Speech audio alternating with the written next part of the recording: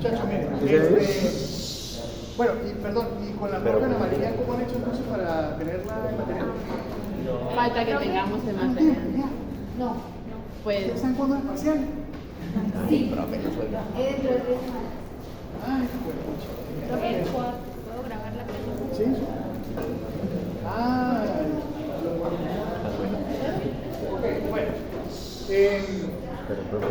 A ver, yo sé que hubo una dificultad porque la propia Ana María no tenía asignado clave para entrar a la plataforma. Se supone que ya se corrigió, pero voy a hablar con ella más tarde. A ver, ¿listo? Si eventualmente no está corregido, le voy a decir que me mande todo y yo le mando todo. Listo. Para que tengan todo el material. También cualquier cosa, profe, pueden mandarlo con WhatsApp. No, pero yo prefiero que esté todo el mundo porque prefiero que todos tengan acceso una vez directamente ahí, porque ya supuestamente todos tienen acceso, ¿verdad? El grupo antiguo y el grupo nuevo, ¿cierto? Sí. Okay. O sea, ¿alguien tiene algún problema para entrar a la plataforma Moodle? ¿O todos estamos bien?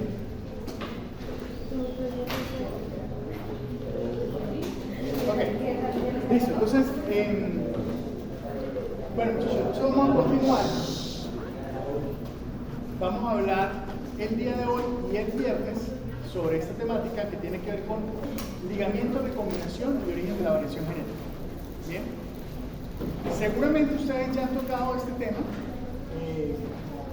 desde algunos puntos de vista, porque obviamente han visto Mendel y también han visto otros elementos en el tema de bacterias, etcétera, que tienen que ver en parte con ese punto de recombinar información, o sea, de tener información genética de diferente naturaleza. Bien. Entonces lo que vamos a ver es precisamente cómo se dan esos elementos para poder entender, por un lado, la variabilidad. ¿Cuál es la variabilidad que vamos a tener desde el punto de vista como especie? Segundo, cuáles son los elementos para poder encontrar, por ejemplo, genes relacionados con una enfermedad. Y tercero, ¿qué significan las variantes? ¿Qué significa tener un cambio genético que va a eliminar un cambio de una proteína que está relacionado con una condición en particular? Por ejemplo, si yo tengo una variante en BRCA1, que es un gen relacionado con el ciclo celular, pues puedo tener predisposición para tener cáncer de seno y cáncer de ovario. Bien, entonces vamos a identificar qué tiene que ver eso con esto. ¿Listo? Muy bien. Vamos a arrancar con esto. No voy a echar el cuento de Mendel, pero voy a decir algunas cosas acá. Estos personajes que están acá, para ustedes, ¿algunos conocidos o ninguno? El primero, el resto ni idea. El resto no sé. Perfecto. ¿Y el resto? Algunos no sé. Todos ya. Pero, Se llama Morgan. ¿ah? Morgan, lo más Ok. A ver, yo les pongo esos 4 personajes porque es fundamental entenderlo. El tema del ligamiento basado en estos conceptos básicos que se fueron iniciando. Muchas de las cosas que se trabajan en ciencia se trabaja por conceptos que luego son demostrados o se demuestran generando conceptos. Sobre todo, por ejemplo, en física. Física, la teoría de la relatividad, todo ese cuento, ¿sí? Todo eso tiene que ver, por ejemplo, con teorías que después fueron demostradas. Y eso nos permite entonces la misión de Artemis, etcétera, ¿sí? Sí. Espero que ninguno sea terraplanista acá, pero por favor, ¿sí? Pero está basado en eso, para poder entender la ciencia y saber exactamente dónde estamos con esto de la ciencia, ¿vale? Entonces, aquí tenemos cada uno de estos personajes, Gregor Mendel, Walter Suter, Thomas Molder y Alfred Wegener. Cada uno de ellos nos dio el avance para poder entender hoy en día lo que es el ligamiento y el concepto de entender cuando los genes están muy próximos y pasan en bloque o están separados y pasan de forma independiente. Y eso es lo que ha generado la posibilidad de encontrar genes, de saber dónde están los genes. Porque el problema es, tiene una secuencia de ADN ¿cómo sabe usted que tiene una secuencia de gen? Hay algunos elementos fundamentales, por ejemplo, la concentración de guanina citosina relacionada con el promotor. ¿Bien? Pero hay otros elementos que son esenciales en el proceso de entender dónde puede usted encontrar un gen relacionado con alguna enfermedad, por ejemplo. Entonces, Gregor Mendel claramente nos enseñó lo que eran, o sea, las leyes de Mendel. Ahorita vamos a mirar sobre esa parte que casi ustedes lo vieron bien con Ana María. Pero el punto está en que Mendel tuvo la fortuna y la suerte de identificar características que eran independientes entre sí genéticamente hablando. ¿Bien? Porque si él hubiera agarrado dos características donde físicamente los genes hubieran estado juntos, no le dan esas proporciones. Y ahorita lo vamos a demostrar. ¿Bien? Pero fue el camino, ¿no? Y bueno, ustedes saben todo lo que pasó con Mendel. Básicamente Mendel hace su presentación. 1865, él presenta su experimento ante la historia natural de Bloom. En ese momento hace su presentación y nadie le presta atención. ¿Sí? Como acá algunos no me están prestando atención a mí. Entonces, el tema es que nadie lo reconoció. ¿Por qué? Porque el tipo llegó a hablar de A mayúscula, A minúscula, y le estaba hablando de abotánicos. Los botánicos querían que usted hablara de la forma del tallo, de no sé qué, y usted empieza a hablar de A mayúscula, minúscula. Nadie le prestó atención. Hay dos teorías. Una es que se fueron saliendo uno a uno del auditorio hasta que quedó completamente solo. La otra es que se fueron saliendo uno a uno del auditorio y quedó uno solo, como por respeto, para decir, no lo dejemos hablando aquí solo. ¿Sí? Esas son las dos que hay. Bien. La cuestión es que todo lo que se presentara en el instituto, perdón, en el salón de reunión de Bloom para la Sociedad Natural de Bloom era publicable en las actas de la asociación, de la sociedad. Ojo, no porque lo entendieran. Básicamente era porque era obligatorio. Si usted presentaba la conferencia, se publicaba. La presenta en 1865, lo publica en 1866. ¿Bien? Desde 1866 hasta 1900, nadie le prestó absoluta atención a lo que Mendel había dicho. Después de 1900, viene el llamado redescubrimiento de las leyes de Mendel. 3 investigadores de forma independiente habían hecho experimentación, habían encontrado ciertos hallazgos que, cuando se fueron a mirar en las referencias, encontraron de forma independiente el artículo de Mendel. Entonces, automáticamente les dijeron, lo que estamos encontrando acá ya alguien lo había hecho, y por lo tanto Mendel es el padre de la genética. Así como estamos en este momento. ¿Bien? No sé si le digo segunda vez. Esa sería la historia de Mendel. ¿Vale? Pasamos con Walter Sutton. Walter, en esas épocas, antes era algo muy curioso porque usted ahorita se define. O sea, usted dice ahorita, hago microbiología, ¿sí? Y es muy difícil que usted diga, hago microbiología y después quiero hacer un doctorado en ingeniería mecatrónica con tal cosa. Porque como que la cosa no lo puede hacer, pero no puede dar tanto, ¿sí? Le cuadra más si se va a hacer biología molecular, o si se va a hacer algo específicamente con su área. En esas épocas, la gente tenía acceso a diferentes cosas, y por ejemplo, Walter Sutton trabajó como médico, pero también era ingeniero. Trabaja con cosas mecánicas, cosas de esas. O sea, una cosa bien extraña, ¿sí? Y resulta que Walter Sutton, él fallece a los 39 años por una apendicitis. Sí, lástima. Me han dado un poquito más de tiempo, ¿no? Walter Sutton, en medio de su trabajo por la parte de medicina, también trabajó por la parte biológica, y en ese entonces lo que teníamos que Mendel nos había dicho era solamente características. O sea, Mendel había dicho era conceptos de hay características que se transmiten con un patrón. Hay características que se generan con un patrón dominante, porque domina. Y recesivo, ¿por qué? Parece menos. ¿Por qué? Aparece menos. Aparece menos, sí, pero ¿por qué se llamaba recesivo? No, Porque no lo expresa, sí, pero ¿de dónde viene? No, recesivo. Porque se perdía en la filial 1. O sea, quedaba Se perdía. recesivo porque en la primera generación se perdía esa característica y solamente volvía a aparecer después. Bueno, ustedes saben que Mendel, una de las cosas cuando una persona entraba al monasterio agustiniano era que tenía que ser docente. ¿Bien? Y Mendel presentó el certificado para ser certificado de docencia y lo perdió. Y lo volvió a presentar y lo perdió. Y el abad del monasterio le dijo: no lo voy a volver a mandar otra vez, porque tenía que ir de Brugg a Viena. Entonces tenía que ir a Viena a presentar, fracasaba y regresaba. Otra vez, fracasaba y regresaba. El abad le dijo: usted se va a encargar de cosas del monasterio. Dentro de esas cosas, de las plantas. O sea, si Mendel hubiera aprobado su certificado de docencia y hubiera sido docente, no hubiera tenido el tiempo para sentarse a hacer todo eso que hizo. ¿Sí? Porque era docente. ¿Bien?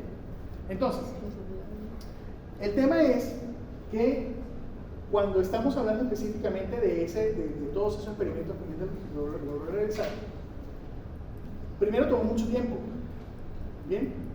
Eran muchos cruces que se tenían que hacer para poder llegar a esa predicción. Mendel tenía una ventaja, que el tipo sabía de botánica, pero él estudió en Viena matemática. Y eso le permitió entender proporciones. Y le permitió entender contar. ¿Bien? Entonces, esa fue una ventaja muy grande. Recesivo es porque Mendel hizo un comparativo y dijo: en la F1 desaparece, pero en la F2 reaparece. ¿Sí? Quiere decir que la característica es como cuando usted está en un salón de clase y está haciendo una actividad y se toma un receso. Usted se toma un receso y luego regresa al receso. Por eso se llama recesivo. ¿Sí? Porque la característica se toma un receso. De allí viene la terminología. Ahora, en ese entonces, las características se podía comenzar a asumir que podían venir de un lado. ¿Qué era lo más obvio? Que venían del núcleo, de una sustancia llamada nucleína. Pero no se entendía realmente dónde o cuál era la localización física de esa característica. Y resulta que Walter Sutton, en conjunto con Boveri, generaron la teoría cromosómica de la herencia. Sutton, y se llama de hecho teoría cromosómica de Sutton y Boveri. Ellos dos lograron generar y decir que esas características tenían que estar físicamente localizadas en los cromosomas.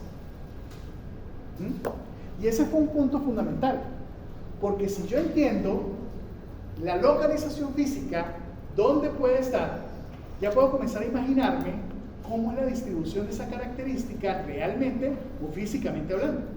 Porque Mendel, ¿qué era lo que hacía? Por probabilidades. Tantas amarillas, tantas verdes, tantas rugosas, tantas lisas. Bueno, ustedes saben que, bueno, fíjense, ustedes saben eso, pero no, eso no tienen que saber. O sea, cuando uno se lee mecanismos de herencia en un libro, ¿sí? Generalmente dicen mecanismos de herencia convencionales o mecanismos de herencia mendelianos. ¿Bien? Y ahí meten autosómico dominante, autosómico recesivo, ligado a X dominante, ligado a X recesivo. Yo siempre he dicho que no debería llamarse de esa manera el título del capítulo, porque Mendel jamás habló de ligado a X. Quien habló de ligado a X fue Morgan. O sea, Thomas Morgan es el que permite el proceso de decir: mire, esto es ligado a X porque precisamente la característica de ojo blanco, esa característica se ve en el macho, en la drosófila macho. ¿Listo?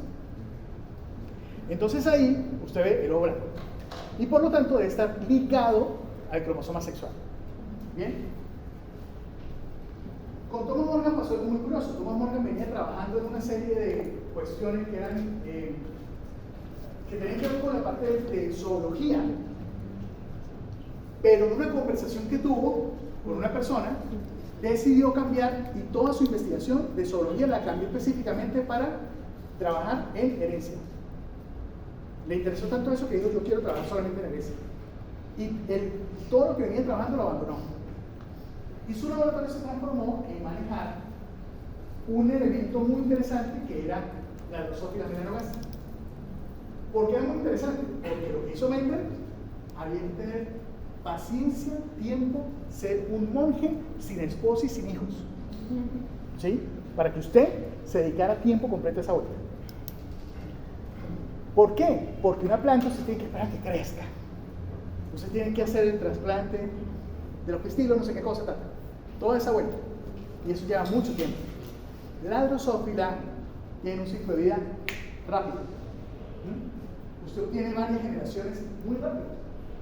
O sea que realmente funciona relativamente bien y por eso Morgan se dedicó específicamente a eso. ¿Bien? Muy bien.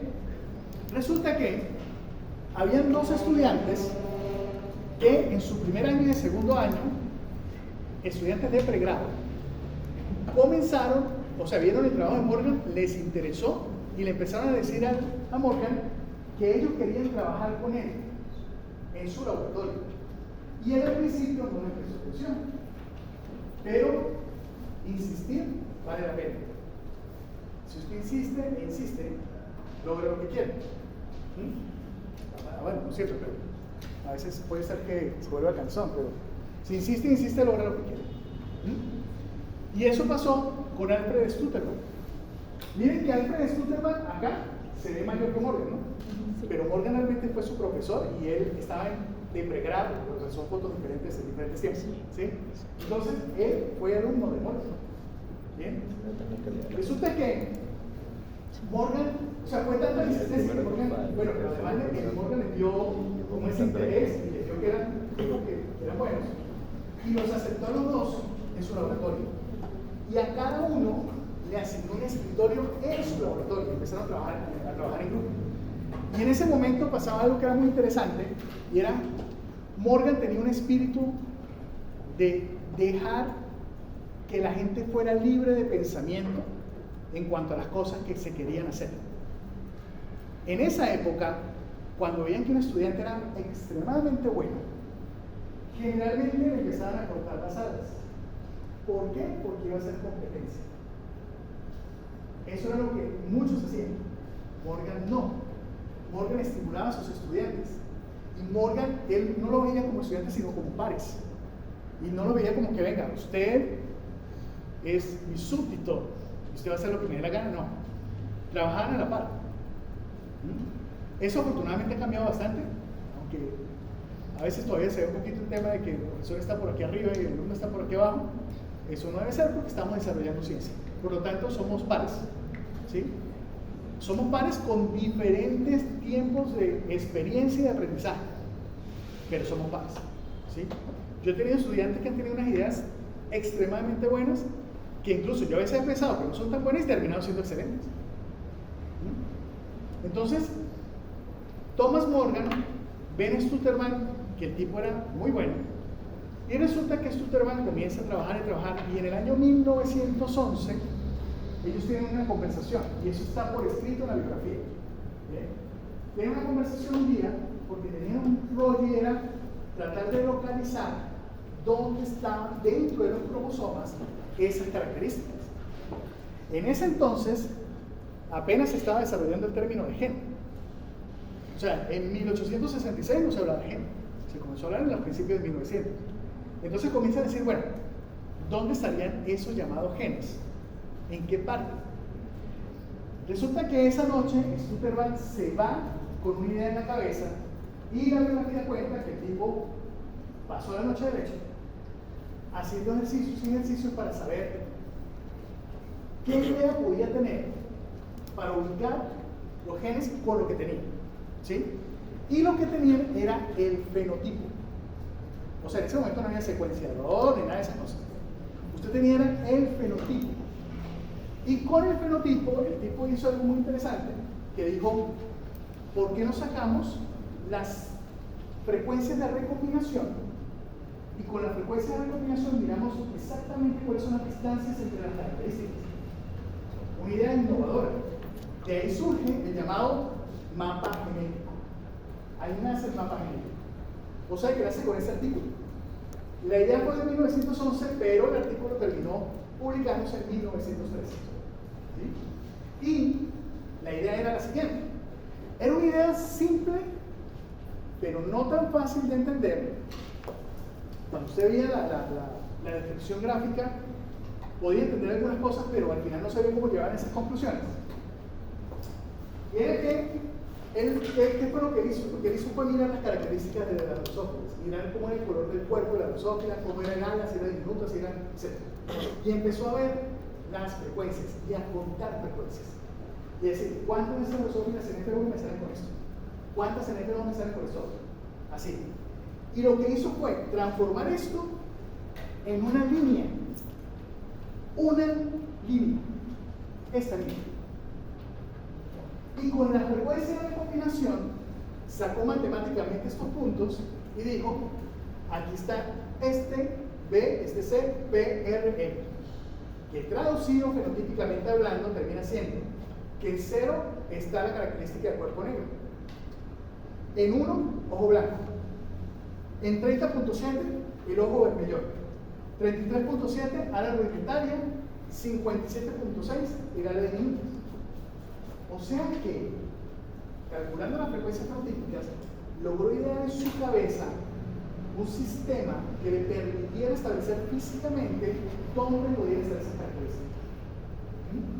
Eso fue tan importante y el impacto fue tal que permitió entender por qué algunas especies no se comportaban como Mendel lo había dicho. Entonces, pasamos a esto que es algo muy interesante. A pesar de ser una idea y a pesar de ser un pensamiento basado lógicamente en la frecuencia fenotípica, pero ser un pensamiento, resulta que eso tiene total correspondencia con lo que hoy en día conocemos. Es decir, el mapa genético que está basado en las frecuencias coincide con el mapa citogenético, lo que nosotros llamamos locus, localización. ¿Sí? O sea que en el cromosoma coincide exactamente las regiones. Pero no solamente eso, sino que coincide con el mapa físico. ¿El mapa físico qué es? La secuencia. La secuencia. Entonces, la cosa es bien loca porque usted dice, si yo tengo coincidencias entre lo que es el mapa genético, el mapa citogenético, el mapa físico, quiere decir que las frecuencias fenotípicas sí me ayudan a inferir dónde puede estar un gen. Y eso nos permite, una cosa muy interesante es, si yo tengo una enfermedad en la humanidad, que la tienen diferentes personas, ¿sí?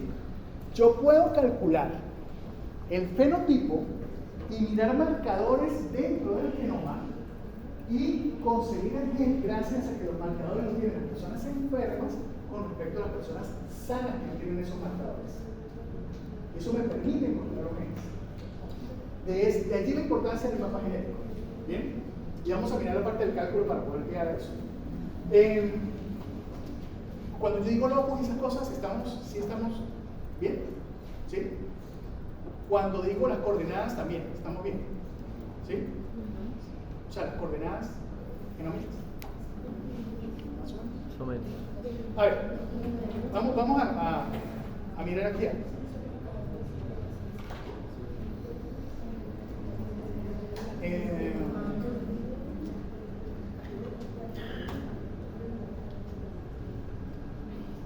Yo no sé si ustedes han visto esto. Lo he manejado. Omin. ¿Alguien quiere donar? Si alguien quiere donar, me avisa y lo ponemos de una vez. Ok. Omin es la base de datos de enfermedades mendelianas en el humano.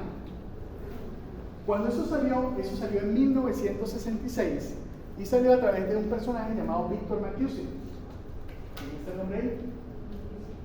¿Dónde dice? Ok. Pero bueno, Victor McKusick es el que comienza a hacer una clasificación de enfermedades en el humano que podían tener un mecanismo de herencia mendeliana. O sea que en la familia se comportaban como dominante o como recesivo. Y lo primero fue un librito así chiquito.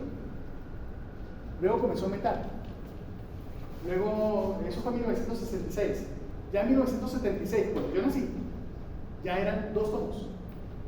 ¿Bien? Después 3 tomos. Ya no hay tomos. No hay forma de que haya tomos porque la cantidad de información es extremadamente grande. La única forma es tenerla digitalizada. Es la única manera.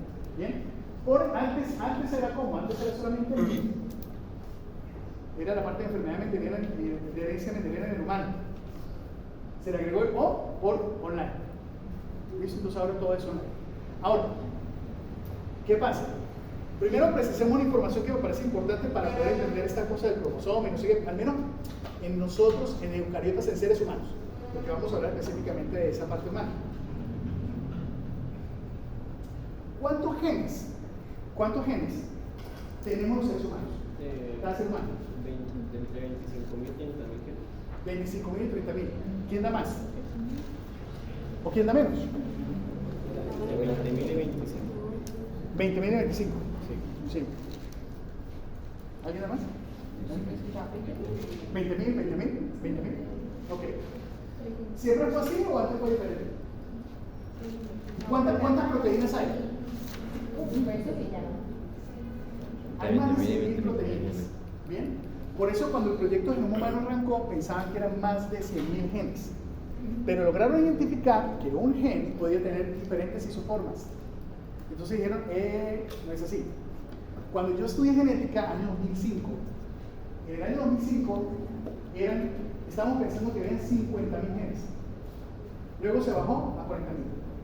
Luego 35.000. Luego 25.000. Ahorita pensamos que estamos alrededor de 20.000. Ese es el dato real. ¿Sí? Y de toda la secuencia de ADN que tenemos, ¿cuál es el porcentaje de ADN codificante? O sea, esos 20.000 genes, ¿en qué porcentaje de todo el ADN corresponde? Era como 20%. ¿Con cuánto? 20%. ¿20%? Por ¿O de 15? Creo que estará Dame menos. 5. ¿5? ¿5? Levanta la mano quien dice 80. ¿No? Ok, 50. 20. Bueno, 15. 15, ajá, 15. Del 1 al 10. 2%. Bueno, 15 días. Sí, es que era bien 15 poquito. días. Como 20, dicen acá. Del 1 al 2%. El 2%, solo el 2% del ADN codificante, no más. Solo el 2%. ¿Sí? O sea que en ese 2% vamos a tener los 20.000 genes planteados. ¿Bien? Ahora, miremos acá.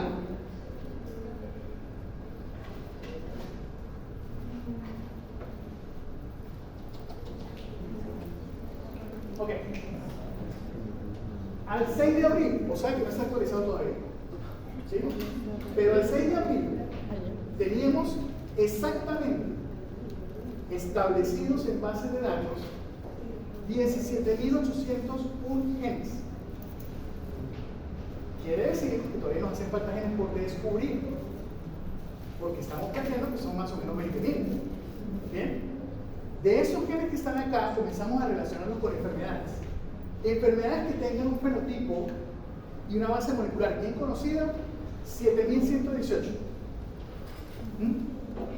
Ahora, que tengan un fenotipo que haga plantear la posibilidad, pero que sea un fenotipo de una base molecular desconocida, 1.493. Cuando sepamos exactamente cuál es el gen, pasa acá.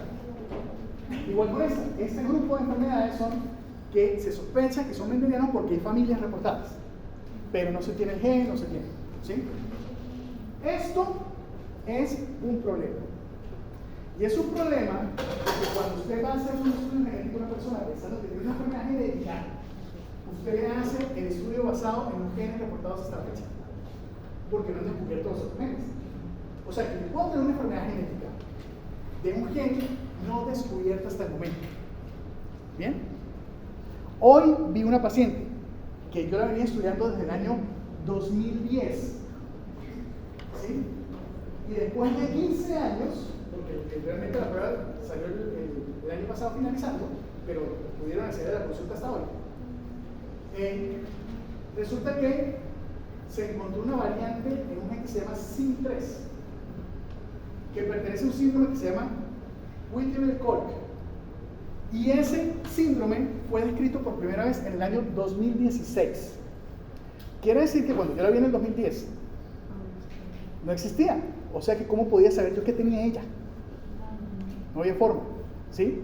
Así que si uno hace un estudio genético en una persona y no descubre, pero se está sospechando que es algo genético, ¿sí? Pero no descubre qué es, pilas, hay que hacer el seguimiento, porque puede aparecer el gen más adelante y ya no pasa con varias cosas, ¿bien? Entonces eso es lo primero. Miremos qué tanto se va descubriendo. Hasta esta mañana, en las estadísticas había reportado en el mes de abril un gen nuevo. Vamos a ver si de esta mañana a ahorita aparecen 2 o 3. Pero hasta esta mañana no uno solo. O sea, hasta el momento que le di la información a la paciente. Uno. Un gen nuevo. O sea que de la mañana ahorita a la tarde no pasa nada. ¿Sí? Pero hay un gen nuevo. Entonces fíjense que estamos encontrando los genes. ¿Cómo encontramos los genes? Con estudios de ligamiento y recombinación. Hacemos la parte de asociación. Miramos los pacientes qué tipo de marcadores tienen, cómo pasan el bloque, para poder entender dónde está el posible gen. Vamos a buscar un gen, vamos a buscar el de Marfan.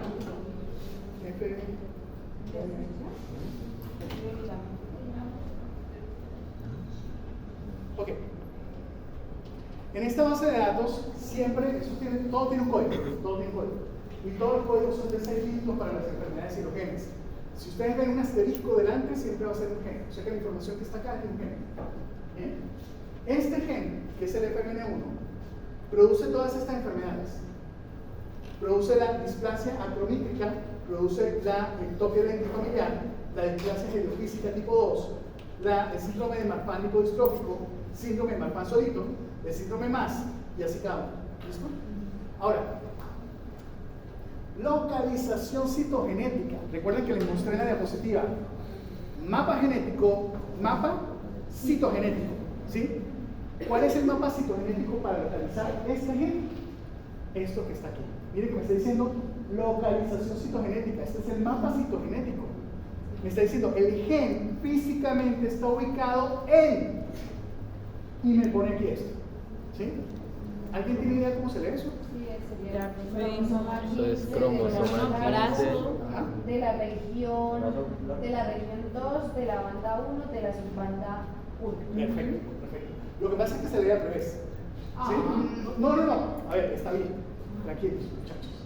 O sea, citogenéticamente esto se lee al revés. Se lee que el gen FBN1 se encuentra en la subbanda 1 de la banda 1 de la región 2 del cromosoma, cromosoma 15. Así como se lee. ¿Sí? Pero tranquilos, uno puede decir perfectamente, se encuentra en 15.1. Nadie lo va a matar. ¿Sí? Perfectamente lo pueden decir. Ahora, ¿cuál es el mapa? Fíjense, vámonos a la presentación un momentico. ¿Sí? Acá. Decimos, mapa genético, estamos hablando de Stutterman, basado en las frecuencias fenotípicas. Mapa citogenético, porque ya le conocemos los cromosomas y sabemos las bandas, etc. Y mapa físico. Mapa físico son las coordenadas. Si nos vamos acá,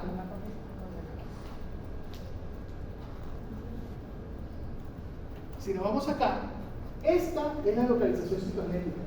Ahora, ¿cuál sería el mapa físico?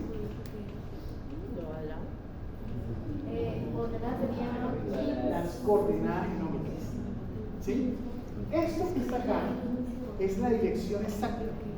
Es decir, carrera 55 con calle 56 encontramos la casa número 213. Una cosa es el barrio, que sería mi mapa, mi localización citogenética. Pero otra cosa es ir a la calle y a la casa exacta. Y miren que esto tiene un impacto tan interesante, porque nosotros hoy en día, cuando estamos evaluando a un paciente con alguna enfermedad genética, tenemos que ir a mirar las coordenadas sí o sí. Y yo no sé si ustedes saben, pero el proyecto Genoma Humano salió en el año 2001. ¿Bien?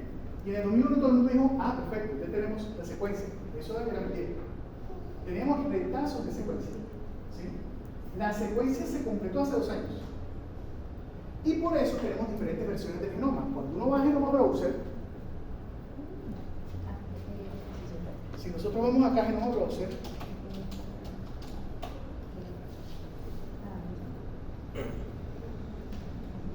esta la conocen, ¿verdad? No, ni idea. ¿No la han visto nunca? No, pero O sea, no, lo digo por lo siguiente: el Genoma Browser tiene todas las secuencias de todas las especies. O sea, todo lo que usted quiera ver de secuencia de las especies está aquí en Genoma Browser. ¿Sí? O sea, está el humano, pero está el ratón, está el lombriz, está todo. Todo está ahí. ¿Sí? Entonces, si yo me voy para acá, a ver si hago un ejercicio. Mira.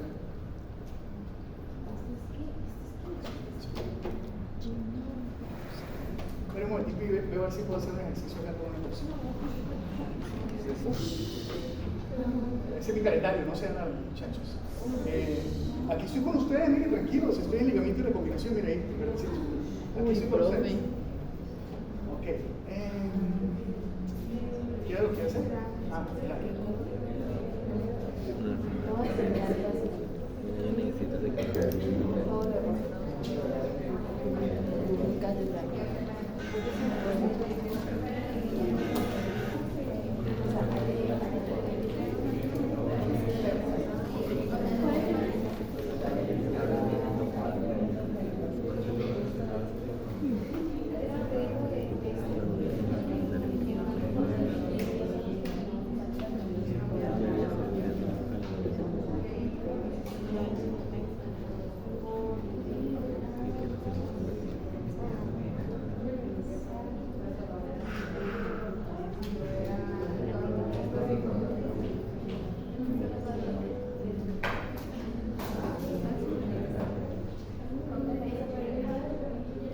Bueno, miren, este es un paciente que fue remitido por múltiples anomalías y eventualmente la posibilidad de que tuviera algún tipo de alteración genética de base.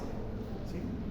En ese momento lo que se decidió fue hacer un estudio de hibridación genómica comparativa. Más adelante hablaremos de eso. ¿Bien? Pero la hibridación genómica comparativa me permite ver pérdidas o ganancias de información. ¿Sí? Entonces nosotros al final lo que vamos a hacer...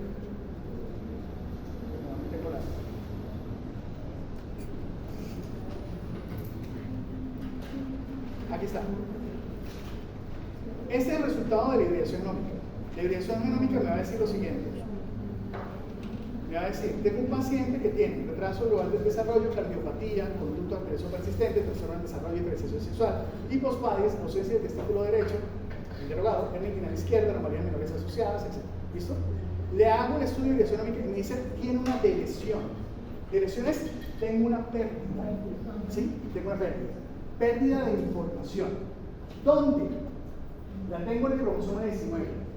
Desde esta región, que es la región 1, ¿sí? Aquí la región 1 por la banda 2 del brazo largo, hasta la región 3, perdón, la banda 3 de la región 1 del brazo largo, ¿sí? Y las coordenadas son estas. Vamos a ver en una práctica qué hacerlo con esas coordenadas. Bien. Yo agarro las coordenadas y primero lo que miro es ¿qué cromosoma pertenece? Al 19. Y me voy a mirar acá. Copio eso. Me voy a Genoma Browser.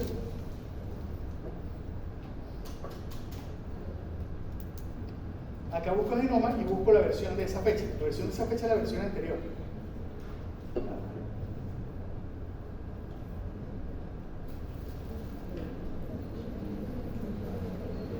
Entonces miren lo que va a salir acá. Ustedes entran acá y ustedes pueden perfectamente hacer el tutorial de cómo se maneja esto, ¿sí? Pero voy a quitar eso. Voy a quitar eso porque vamos a hacer el tutorial. No me lo muestres. Listo.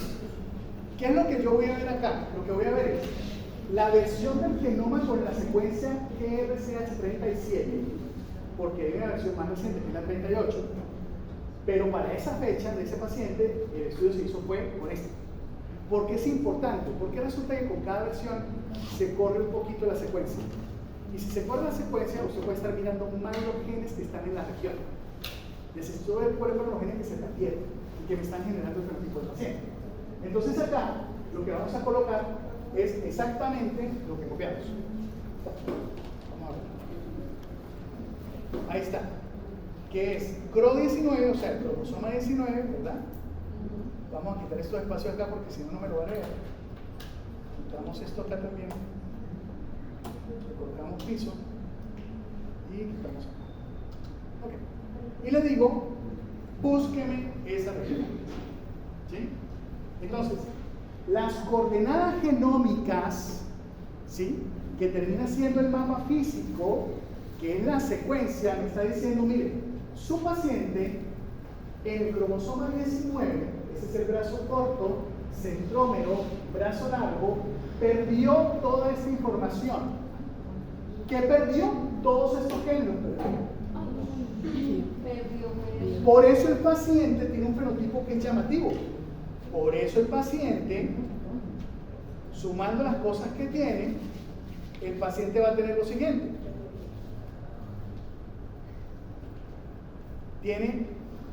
Come por un botón, tiene un retraso en desarrollo, tiene una aplasia cutis, no le sale el cabello ahí, ¿sí? Tiene un retraso en desarrollo. Todo eso está basado en que perdió esa región génica. ¿Bien? Entonces yo tengo que entender dónde están localizados los genes para saber qué representa eso para mi paciente. A ver, les busco otro ejemplo. Pero lo voy a buscar con... Sí,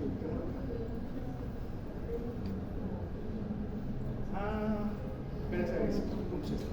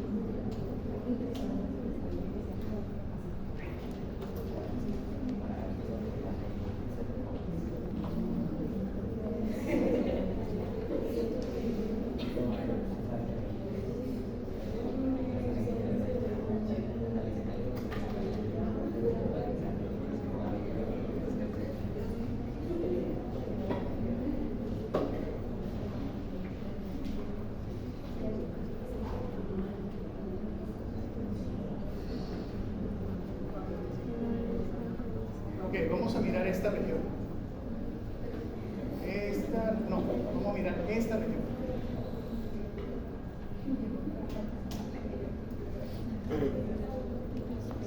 Cromosoma 16.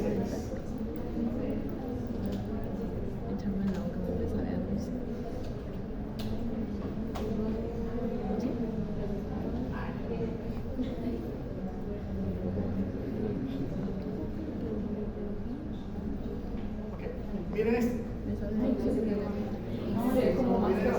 ¿Sí? Entonces miren que tengo el brazo corto del cromosoma 16. Toda esta región, pero aquí está pasando algo diferente. Esta región está duplicada. O sea que tengo la información de mamá, la información de papá y una extra. ¿Sí? Y esa extra me está dando una sobreexpresión génica. Los seres humanos no podemos vivir con sobreexpresión o con pérdida de información. Eso trae problemas. ¿Listo?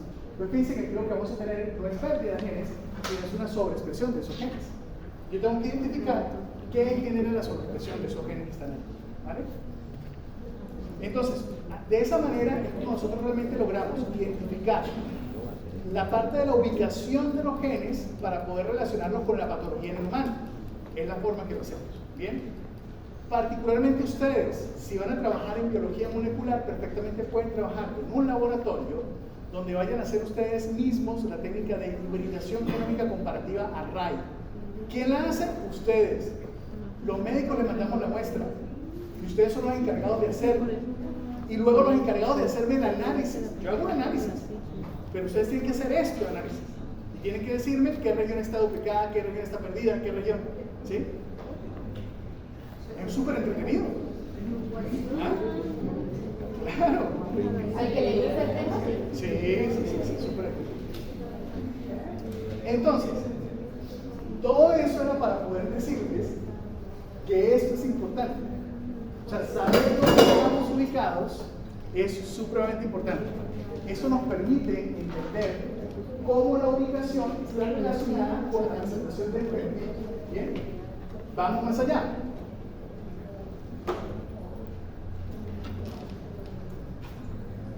Eso ya lo vieron ustedes, ¿no? Bien, pero- Sí. Ok, entonces, primera ley, tranquilo, esa es la ley de la uniformidad. Entonces tengo dos líneas puras que lo voy entonces a cruzar y siempre me va a salir esto. ¿Sí? Está en receso, a minúscula, está en receso. ¿Ok? Luego, pasamos a esto. Voy a cruzar los F1, vamos a ver la segregación. Y ahí aparece el que estaba escondido. Entonces vamos a tener esa forma de presentación de 3-1. ¿Sí? 3-1. ¿Ok? Esa es la proporción que vamos a tener aquí. Muy bien. Luego, si yo quiero ver más allá de esto, o sea, si quiero ver dos características, entonces vamos a pasar hacia la tercera ley, donde vamos a ver las semillas que son amarillas lisas con las verdes rugosas, pero que sean líneas puras, ¿no? O sea, yo tengo que cruzarlo tantas veces como sea necesario para que me salgan varias generaciones con líneas puras hasta que yo las pueda cruzar. Cuando las cruzo acá, ¿qué va a pasar acá? Exactamente lo mismo del resultado anterior. Me va a salir dominancia, o sea, amarillo liso, y va a salir el recesivo, lo que sería el verde rugoso, desapareció aparentemente.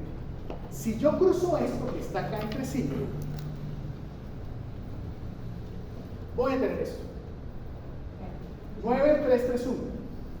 9-3-3-1. ¿Bien? Siempre y cuando, la tercera ley de Mendel se cumple siempre y cuando los genes no estén ligados. Eso se le llama ligamiento. No están ligados cuando. No están ligados cuando están en diferentes cromosomas. No están ligados cuando están en el mismo cromosoma, pero uno en el brazo corto y el otro en el brazo largo. Ahí no están ligados. Bien. Pero comenzamos a tener procesos de ligamiento si están en el mismo brazo y qué tan cercanos estén. Porque al final del camino, eso de ligado, ¿qué significa? Una liga, o sea, una de las cosas está ligado. ¿Sí? O sea, juntos, pasan en bloque. ¿Y pasar en bloque qué significa? Que entre estas dos regiones no ocurrió la recombinación, porque no le dio espacio para que pasara. ¿Sí? En cambio acá es obligatorio en la tercera ley que los genes no estén ligados. Si los genes están ligados, no se cumple esa ley. Resulta que no se cumple ¿qué tanto? No se cumple al 100% o no se cumple parcialmente. Resulta que estos dos personajes que están aquí, William Benson y Reinhard Kuhn, el cuadro de Kuhn, comenzaron a trabajar con esta planta, la Tirus. Y resulta que se dieron cuenta que la Tirus no cumplía con las proporciones que Mendel decía. Entonces ellos comenzaron a mirar las características y dijeron, bueno, vamos a ver cómo es la vuelta. ¿Qué fue lo que Mendel hizo? Lo que Mendel hizo fue mirar características y ver cómo eran las proporciones de esas características a medida que fueran pasando. ¿Qué hicieron? Hicieron exactamente lo mismo que Mendel, que es obtener líneas puras. Lo primero es que siempre esta tuviera una flor morada, que tuviera un polen largo. Y este lado, que fueran siempre flores rojas, que tuvieran un polen redondeado. ¿Bien? ¿Qué hicieron? Cruzaron y obtuvieron F1 exactamente como Mendel. Ahí todo iba perfecto. ¿Bien? Pero, cuando hicieron el cruce de las F1 entre sí, ¿qué era lo que debía esperar usted en proporción? Esta era la tasa esperada, 9,331. O sea que el número esperado era tener 240 flores que fueran moradas con el polen largo. 80 que fueran flores moradas con el polen redondeado, 80 que fueran el polen largo con la flor roja, y 27 que fuera el recesivo, que fuera como este, ¿sí? ¿Y qué obtuvieron? Obtuvieron esto, 15.6, 1, 1.4, 4.5, ¿sí? Y entonces dijeron, ¿qué pasó? O sea, ¿por qué, si se supone que el rango recesivo debería ser el menor, terminó siendo el menor, el polen redondeado con respecto a la flor púrpura? ¿Por qué no se cumple la proporción? ¿Qué es lo que está ocurriendo? Lo que está ocurriendo es que esos genes tienen que tener algo de ligamiento. O sea, deben estar algo cercanos entre sí, que permiten recombinación, pero no lo suficiente para que nos dé las proporciones de Mendel. Recuerden, para que nos den las proporciones de Mendel es no ligados, nada, completamente separados. En cambio acá, lo que está ocurriendo es que me están dando unas proporciones allí medio, no puede ser. Estaban Están desviados de las leyes de Mendel. ligados. Pero no están ligados totalmente. Porque si hubieran estado ligados totalmente, ¿cuál sería la proporción? Ahí. No, pero ¿cuál sería? No. Ahí no, 933. No sería. Sería, eso sería si no estuvieran ligados. Si no están ligados, se mueve 3 1. Si están ligados totalmente, ¿cuál es? Totalmente, entonces sería mucho. Todo y 0, 0, 0. No, pero hipotético sería 3. O sea, 100%. 100%. Si están ligados totalmente ligados, las amarillas siempre van a ser amarillas lisas. Y las verdes siempre van a ser verdes lisas. O verdes rugosas. Perdón, esta imagen me está dando de una sola característica. ¿Sí? Si están ligados, el color con la rugosidad, estas serían, las tres serían obligatoriamente amarillas lisas, igual que esta. ¿Sí? Y acá sería obligatoriamente verde rugoso. O sea que la proporción de características que estén ligadas completamente va a ser 3-1. Completamente ligadas. ¿Sí me entienden? ¿Por qué? Porque la amarilla siempre va a pasar con la lisa ligada. Tengo la amarilla con la lisa. ¿Sí? Tengo la verde con la rugosa ligada. O sea que si están ligadas completamente, tienen que pasar el bloque. Así que no puedo tener verde lisa y no puedo tener amarilla rugosa. ¿Sí es claro eso? O sea que la proporción sería esta. ¿Sí? No voy a separar. No hay forma de separar. ¿Okay? Muy bien. Pero entonces, ¿qué hacemos aquí? ¿Qué hacemos con este rollazo? Porque entonces no se están cumpliendo las leyes como tal. ¿Sí? Entonces viene esto. Viene el mapa genético. Viene a reconocer en esa línea quiénes tienen mayor capacidad de combinación y quiénes no. ¿Sí? Si yo veo esa línea y veo esas características, ¿qué pensarían ustedes cuáles serían los más ligados? Ligados. Están muy cerca. Bueno, ¿Qué los sería? más ligados. Los más ligados. 0 y 1. Ajá. 33. Eso. Pero si yo digo 1 con 33.7, ahí hay mayor campo para recombinar. ¿Sí? O sea que los tengo ciertamente separados. O sea que depende de esa distancia entre ellos, qué tanta posibilidad tengo para hacer recombinación. ¿Vale? Ok. Aquí entramos ya en nomenclatura. Y vamos a entrar en una cosa que se llama notación para cruzamiento. Notación para cruzamiento. Pilas con esto, porque esta es la forma de representar las frecuencias que vamos a tener dependiendo de las características y de cómo están representadas. ¿Bien? El problema es que la gente tiende a equivocarse y a confundir esa nomenclatura porque como se aprendió Mendel, ¿sí? Y Mendel tiene una dificultad adicional. ¿Eso se ve? Solo escribiendo se llega. Él dice borrable, ¿no? Sí. Te pongo la línea. Ajá. A ver. ¿Cuál es la sigla de Mendel? Sí. Sí, las siglas que utilizó en sus reglamentos. ¿A qué? A mayúscula, A minúscula. mayúscula. A mayúscula, mayúscula. En esta posición. ¿Cierto? Esta porque- Ay, este no, este sí. No, ese sí por orden. ¿Sí? ¿Sirve? ¿Alguien tiene uno? ¿Sí? Mira. Pero profesor quería decir marcadores en la clase.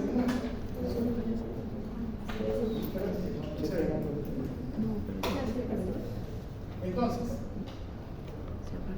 Méndez nos dijo, Ah, mover. es muy finito, es finito. No, pero no sirve. Ese es un punto. Este es normal, sí. A mí eso me gusta, pero sí, para empezar. Espera a ver si este funciona. No, profe, llévese todo con la. No, ese sí tiene que funcionar.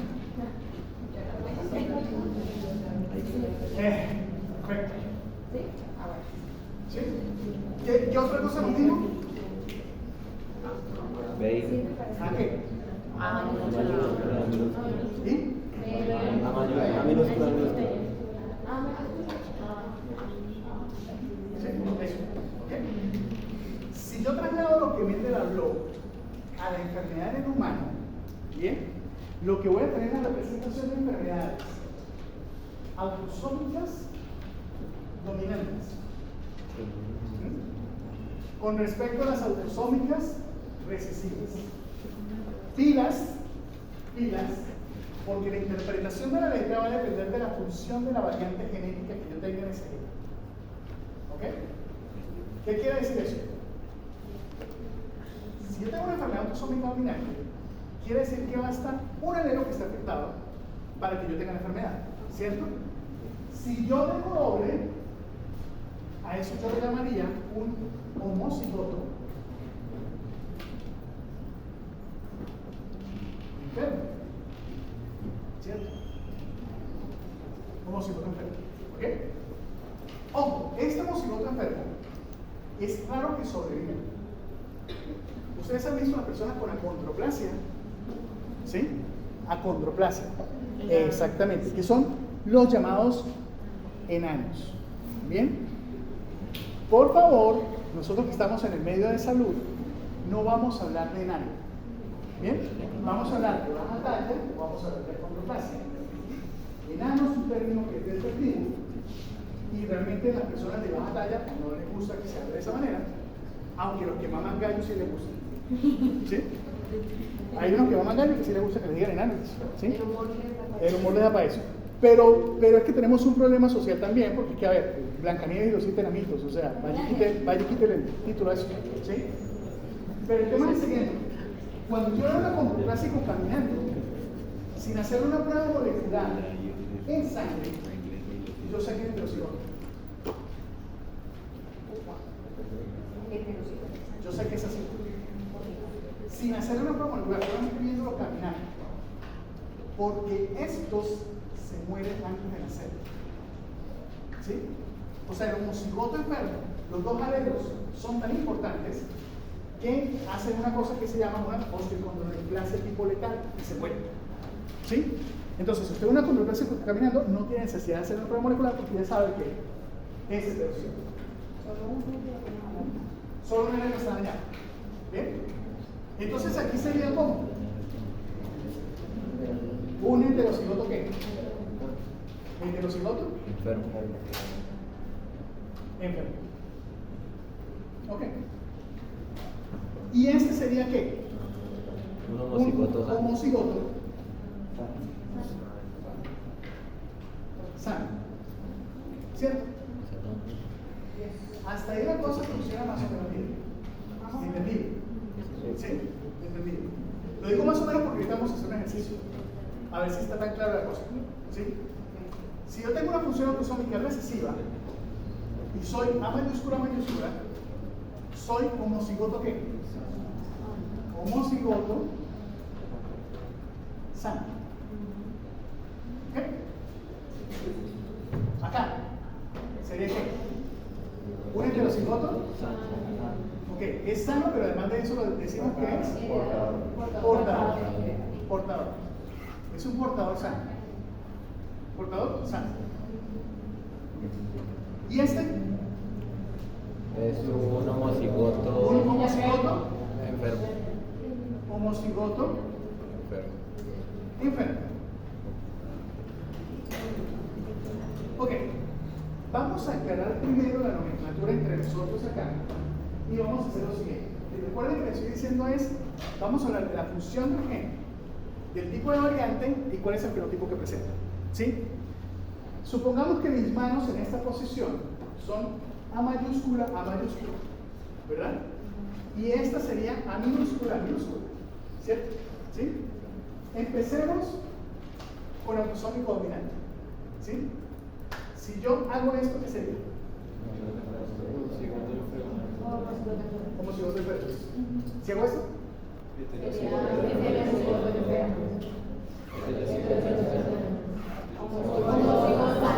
ok, autosómico recesivo.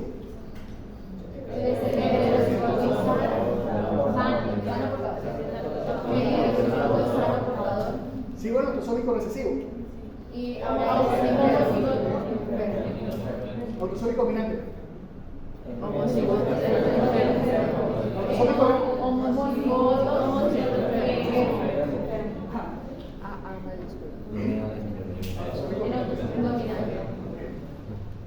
Autosómico recesivo. Autosómico dominante. Autosómico recesivo. Autosómico dominante. Autosómico recesivo.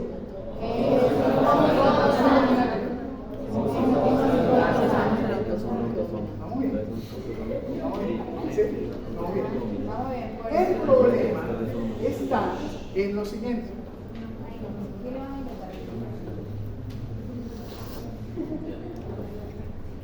Hay dos problemas. Voy a mencionar el primero. Una pregunta. Sí. ¿El homocigoto enfermo del recesivo también muere o él sí es capaz de sobrevivir? Es capaz de sobrevivir. Realmente el grado mayor de severidad se da cuando es de función dominante. ¿Sí? Miren una cosa. Yo les había mostrado el gen FBN1, que es el gen de Marfan, ¿verdad? Y miren que el mecanismo de herencia para todas esas condiciones es autosómico dominante. Así que es fácil de interpretar porque con que yo tenga en la prueba molecular una sola variante que esté dañada, o sea, así, tengo la enfermedad. Así, tengo la enfermedad. Así, tengo la enfermedad, pero me muero. ¿Sí? Portador no. Portador no. Portador no porque estamos en dominante. ¿Sí? Dominante. O sea, dominante, enfermo. O sea, heterocigoto enfermo, heterocigoto enfermo. ¿Bien?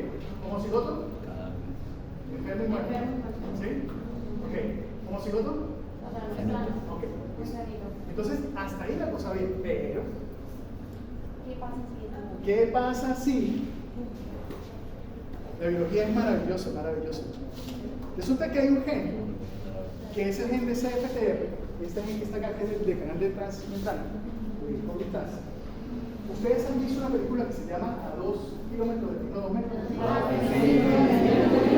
2 millas de ti. A 2 metros de ti. ¿Sí? Esas personas que tenían Fibrosis quística. fibrosis quística. La fibrosis quística se produce ¿por qué? Por una falla En este gen. ¿Sí? Y la fibrosis quística es autosómica recesiva. Eso quiere decir que esos dos que están separados 2 kilómetros, ¿verdad? Esos dos tienen que ser obligatoriamente como así, así, así o así. Así. Así. Sí o sí, los dos no pasan. Aquí viene el problema. Vamos a ver el ejemplo.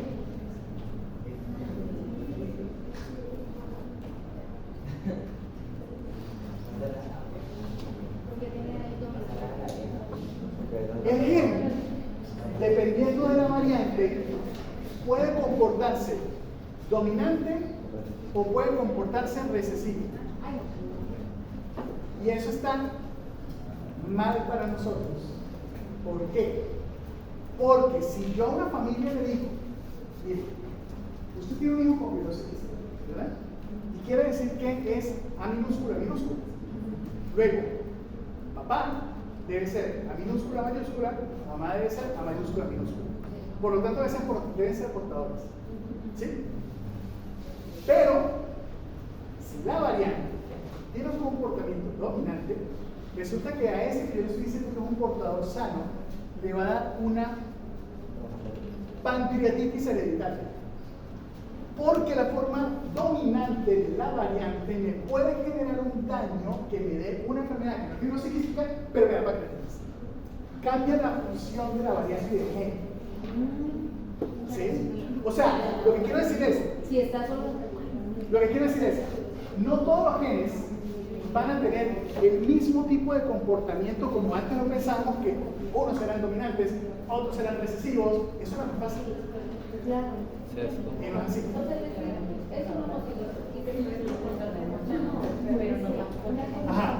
Si es homocigoto para fibrosis quística, siendo así, el hijo es homocigoto enfermo. ¿Sí? Pero lo que quiero decir es que si el hijo es así, es porque los papás son así. Como este, ¿sí? Y yo les estoy diciendo a los papás, tranquilos, que ustedes son portadores sanos. Pero la variante tiene un comportamiento de tipo dominante dependiendo de la expresión, entonces se me va a comportar así en uno de ellos y me va a dar una pancreatitis hereditaria. Por la fibrosis para Exactamente.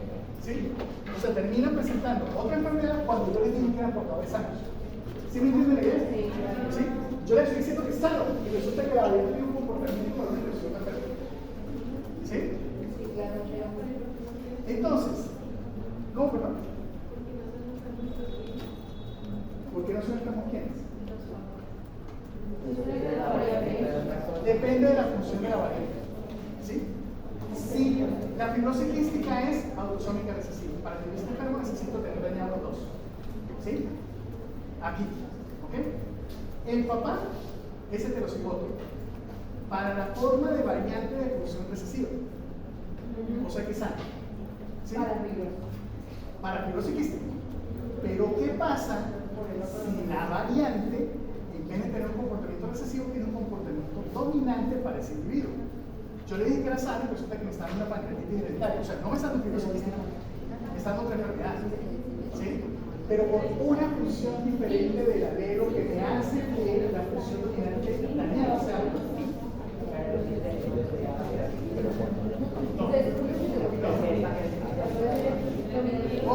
pancreatitis hereditaria es función dominante, pero no es fibrosis quística. O sea, si yo lo tengo así en fibrosis quística para pancreatitis hereditaria, ¿sí me entienden? O sea, si este individuo recibe los dos alelos ambos muscular, para una pancreatitis hereditaria no me le dará nada porque está sano. Me le da solamente esa función dominante. Exacto. ¿De qué depende? Si el gen está Maravilloso. Eso estamos tratando de entender. ¿Sí? No es muy claro todavía. Sí, lamentablemente sí. Sí, lamentablemente me están preguntando que si hay enfermedades que puedan combinar los mecanismos de herencia. Lamentablemente sí, pero la gran mayoría no. O sea, la gran mayoría o son dominantes o son recesivas y uno descansa. Lo dije, ay, pucha. FGFR3, miremos FGFR3, que es de la otra clase.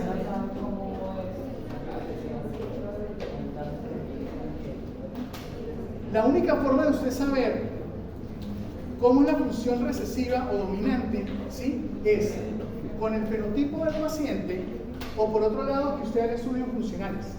Estudios funcionales es, va a ver cómo se comporta la proteína a nivel de una célula en el laboratorio, ¿sí?, y qué está generando. ¿Sí? O en célula fish, los pescaditos, o ratones. Ok, miren, FGFR3. Este es dominante, afortunadamente. Nos dan un montón acá. El único que aparece es este, pero este no está en este momento registrado realmente. Hay una suposición que pudiera llegar a ser recesivo, pero no está en este momento registrado completamente. Lo que sabemos es que el comportamiento es dominante para condroplasia. ¿Ok? Entonces. Pero una pregunta. ¿Sí? Entonces, ahí usted puso ese gen de FGFR3. Sí. Y ese está relacionado con todas las enfermedades. Y todas ahí son autosómicas dominantes. Sí. ¿Eso significa que un paciente que tenga ese gen tendrá todas esas enfermedades? No. ¿O cómo? No, muy buena la pregunta. Resulta que Debería desarrollarlas todas, ¿no? No, porque depende de qué parte del gen esté dañando y qué parte de la proteína se daña. Por ejemplo, si yo miro acondroplasia, el 80 y pico por ciento, casi el 90% es una sola variante. Vamos a mirar acondroplasia. Miramos acá en Gene Review y vamos a mirar molecular. Si miramos molecular, el 99% pertenece a dos variantes, ¿sí? Que son estas. Esta que está acá, ¿sí? Estas se identifican en el 98% de los individuos. Si está en una posición diferente, me da otra enfermedad diferente, ¿sí? O sea, no me da acondroplasia. Para que me da acondroplasia, tiene que darme esta variante. Por ahora. Y eso nos podría explicar también por qué algunas enfermedades se comportan como tanto autosómica dominante como autosómica recesiva. O sea, porque Se ha buscado la explicación y ahí en esa parte, en la posición. proteína.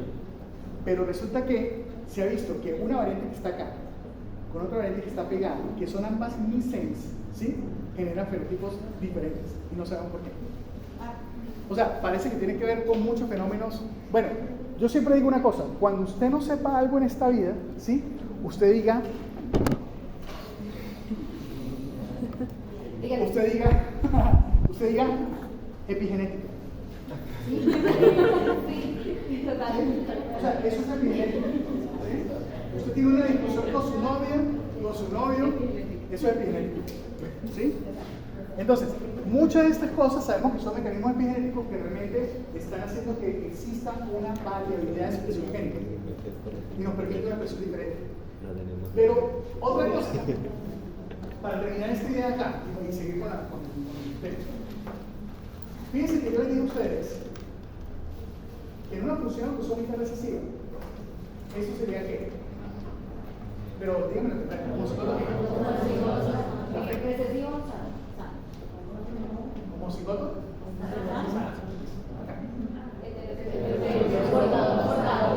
Acá.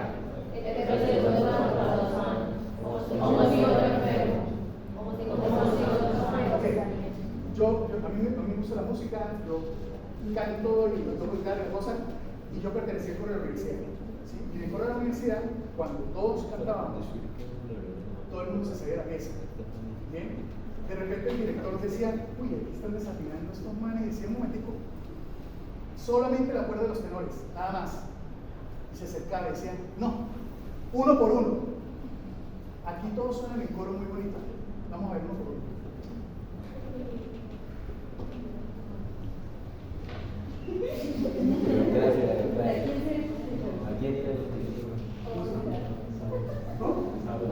Saúl, dígame el número 3. 2. Perfecto. 1, 2.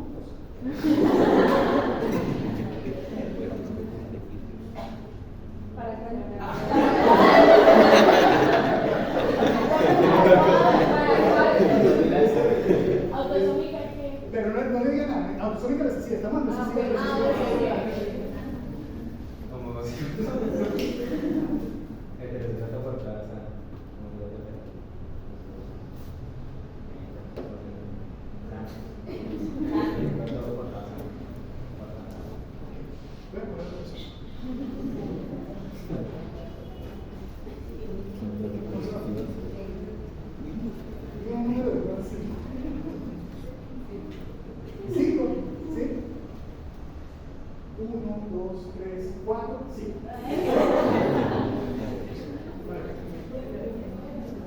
Sí, recesivísimo.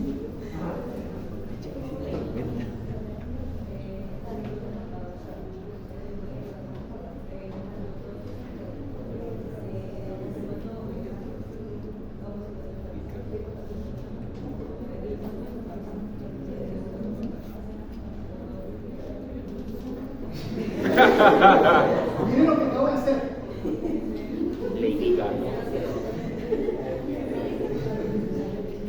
Miren lo que acabo de hacer. ¿Sí? Bueno, esto es uno de los mayores errores que estamos cometiendo en la medicina en este momento. Les voy a poner el ejemplo clínico para que me entiendan.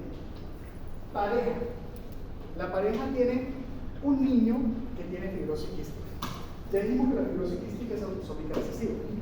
Tenemos comprobado al 100% que el comportamiento de las variantes homocigotas recesivas son recesivas. O sea, esa variante que tiene forma homocigota no se comporta de forma dominante, sino solamente recesiva. ¿Bien? Aparentemente homocigota. ¿Sí? Porque tiene fibrosquística. ¿Ok? Resulta que se le hace la prueba molecular. Llega la prueba molecular y la prueba molecular le dice al médico: el paciente es heterocigoto. Si el paciente es heterocigoto, ¿usted qué piensa? Que es autosómico. No, ya se demostró que va a ser recesivo. Estamos recesivos. Se demostró que es la variación recesiva. ¿Sí? El paciente tiene la clínica de fibrosquística. Tiene una cosa que se llama prueba de sudor positiva para fibrosquística. Y la prueba molecular dice que es heterocigoto. ¿Sí? El médico hace lo siguiente. Dice: yo aprendí que me decía esto. Como yo aprendí esto y es heterocigoto por la prueba molecular, quiere decir que usted es portador sano. No tiene la enfermedad. Los papás le dicen a este médico, le estoy hablando de un hecho real, no me lo estoy inventando, esto pasó, ¿sí? Doctor, pero entonces él no está enfermo de fibrosquística. No, sáquenlo del programa. Ese paciente lo estábamos viendo con la doctora Olivia Cala es neumóloga pediatra. Y ellos tienen el programa de neumología para manejo de fibrosquística. Ese paciente lo teníamos en manejo de terapia respiratoria, lo teníamos en manejo gastrointestinal porque hay un problema y hay que colocarle las enzimas pancreáticas porque se daña el páncreas. Los papás sacan al niño del programa, pero además de eso, le dicen a ese médico: no, si vamos a tener otro bebé, ¿será que nos sale con este problema? O sea, ¿será que nos sale con fibrosquística? No, porque si es heterocigoto portador, pues ustedes máximo pues serían un portador. Así que no habría problema. Quedan en embarazo y nacen el niño con fibrosquística. Lo que ese doctor no entendió era la biología molecular. Era que la prueba estaba diciendo que ese niño era heterocigoto compuesto. El heterocigoto compuesto es A minúscula, minúscula. Es homocigoto enfermo, ¿verdad? Pero A minúscula, B minúscula también. Pero L minúscula y Z minúscula también. Porque los dos alelos se están dañando de forma diferente, pero están dañados. ¿Sí? Yo no puedo, si yo tengo este daño acá y este daño acá, yo digo que es homocigoto, porque son iguales. Pero si yo tengo este daño acá y este daño así, ¿le puedo decir homocigoto? No, porque son diferentes. O sea, es heterocigoto. Heterocigoto para ambos alelos. ¿Sí? A esto se le llama heterocigoto compuesto y produce enfermedad. ¿Sí? La misma enfermedad, pero resulta que en fibrosis quística hay una clasificación de variantes: clase 1, 2, 3, 4, 5. La más frecuente, que es la de Tergetitus 8, es clase 2. Esa es CB. Si yo tengo una clase 2 con clase 2, el niño tiene todas las manifestaciones clínicas. Si tengo una clase 2 con clase 5, el niño tiene fibrosis quística, pero más leve. Pero es fibrosis quística, lo que pasa es que es más leve, porque tiene un alelo que al menos lo deja funcionar algo. ¿Sí? Exactamente. Y tenemos otro problema adicional. Si la prueba molecular llega positiva para el heterocigoto compuesto, afortunadamente ya ustedes, que son los que manejan el laboratorio, le están diciendo al médico en la descripción: pilas. Le están diciendo pilas. No sabemos si está en cis o está en trans. A ver, si yo tengo este alelo dañado de esta manera, tengo este alelo dañado de esta manera, ¿sí? Ahí está el trans, o sea que es heterocigoto compuesto, tengo los dos alelos dañados. Pero ¿qué pasa si lo tengo aquí así? Está en cis, quiere decir que este alelo está bien y el paciente no tiene la enfermedad. Usted tiene que demostrar que está en trans. ¿Cómo lo demuestra? Hágale las dos variantes a los dos papás. Uno tiene que reportar a una y el otro tiene que reportar a la otra. Se llama estudio de segregación. No, la segunda también. ¿De verdad? ¿Desde dónde? De eso, de heterocigoto compuesto. Ok, de heterocigoto compuesto. A ver, Los alelos en esta posición quiere decir que el alelo está funcionando normal, o sea, me produce la proteína normal, ¿cierto? Cualquier cosa que sea diferente a esto quiere decir que está dañado. ¿Bien? Ok. ¿Qué nos dice Mendel? Esto, homocigoto dañado igual. ¿Sí? ¿Qué estamos viendo en la realidad? Que sí, hay unos que son así homocigotos, pero hay otros que son así de esta manera. O sea, tengo alelo materno y alelo paterno dañados de diferente forma. ¿Sí? De diferente forma. En diferente posición en cada alelo. Pero este no me produce una proteína normal y este tampoco. ¿Pero lo puedo llamar homocigoto? No, porque no son iguales. O sea que tengo que llamarlo heterocigotos, pero si los llamo heterocigotos en una recesiva, corro el riesgo de decir que es portador.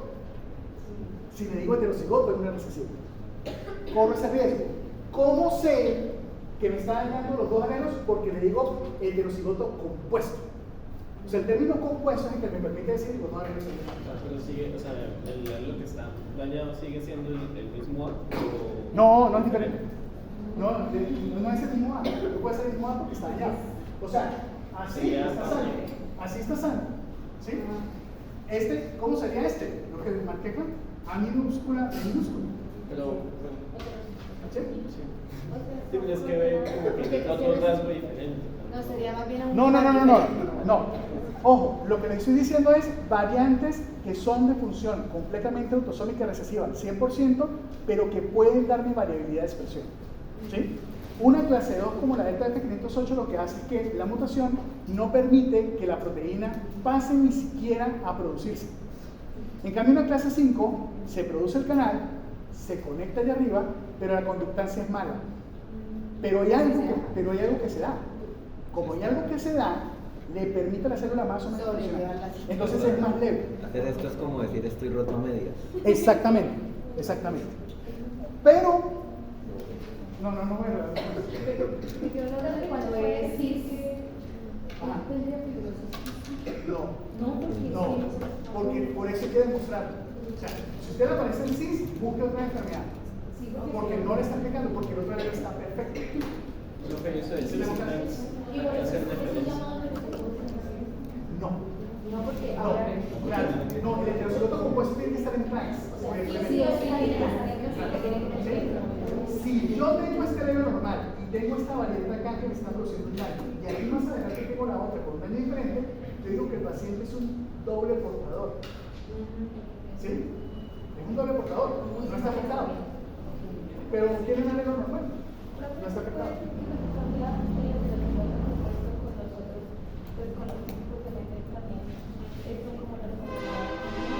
Sí, exactamente, la posición. Lo que me va a cambiar la posición. ¿Sí? Porque si yo digo delta F508, delta F508 sería minúscula, ¿cierto? Pero si yo digo delta F508 y digo cambio de una citosina por una guanina en la posición 1320, está en una posición completamente diferente. ¿Sí? Pero por eso tengo que mostrar si están en trans. ¿Qué es eso de cis y trans? Cis es, ustedes no han visto eso nunca, cis. Sí, claro que sí. O sea, lo que quiero decir es, todo lo que usted diga cis es porque cis está exactamente en la misma cadena. Y trans es todo lo que esté fuera de esa cadena. ¿Sí? Puede ser el otro cromosoma o puede ser una proteína que viene de otro lado regular. La expresión génica. Sobre todo en regulación de expresión, ahí ven, yo no doy regulación. ¿Sí? Yo no voy a dar regulación y le vamos a hablar de cis y trans en regulación. O sea, pero sí, cis, digamos, la misma está en cadena. el mismo cromosoma o en el mismo. Exactamente. En el mismo locus, en el mismo lugar, en el mismo todo. No, pero no, o sea, Porque yo no entiendo por qué. Si yo tengo en este alelo en la posición 5 dañado, en el otro tengo en la posición 5 también dañado si fuera cis. Trans sería que No. en la posición 5 y en este por allá. no. Si yo tengo acá 5 y aquí tengo 5, estamos en dos cromosomas diferentes, por lo tanto está trans. Eso es trans. Así están en la misma posición. Es trans. Cis significa que está exactamente en la misma cadena. En la misma cadena. En el mismo cromosoma. ¿Sí? ¿Y importa el brazo? En el mismo cromosoma.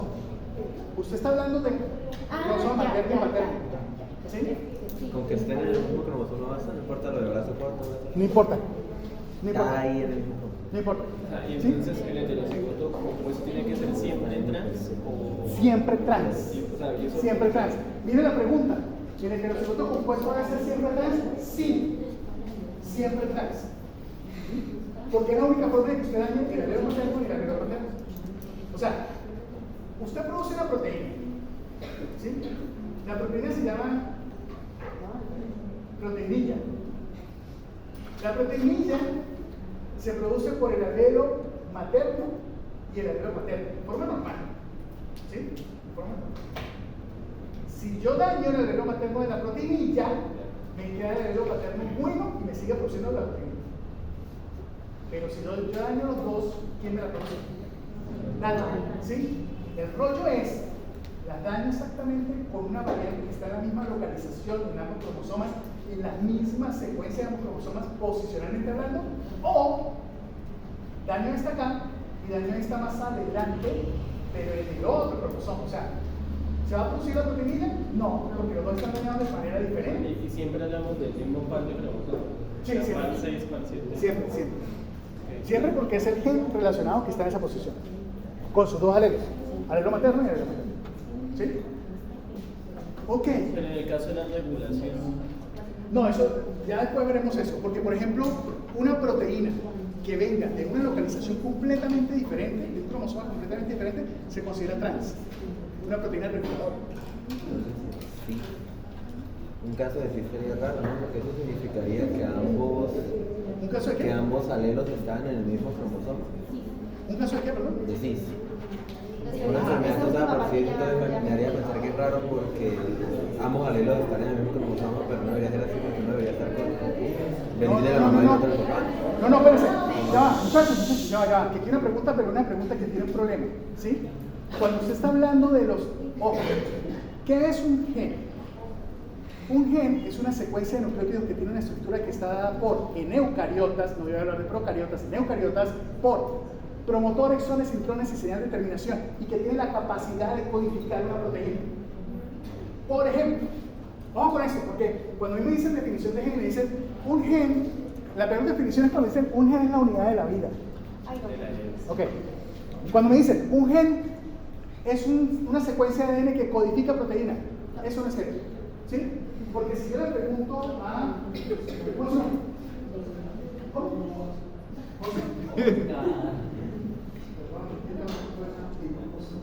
ok, Oscar, José. Oscar. Pero necesito ok. Oscar, ¿cómo me menciona? El gen de la insulina. El gen de la insulina. ¿Lo tengo en mi retina, en los conos y bastones? ¿Sí o no? Sí. Pero bueno, ¿qué me dice su intuición?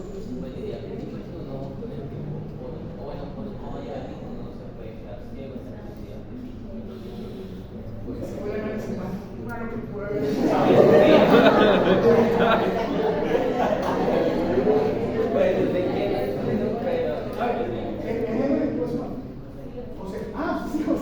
El gen de la insulina, ¿lo tengo en mi cerebro, sí o no? Sí. Pues sí. ¿Ah? Brain. ¿Está de acuerdo con la explicación del tercer trasero?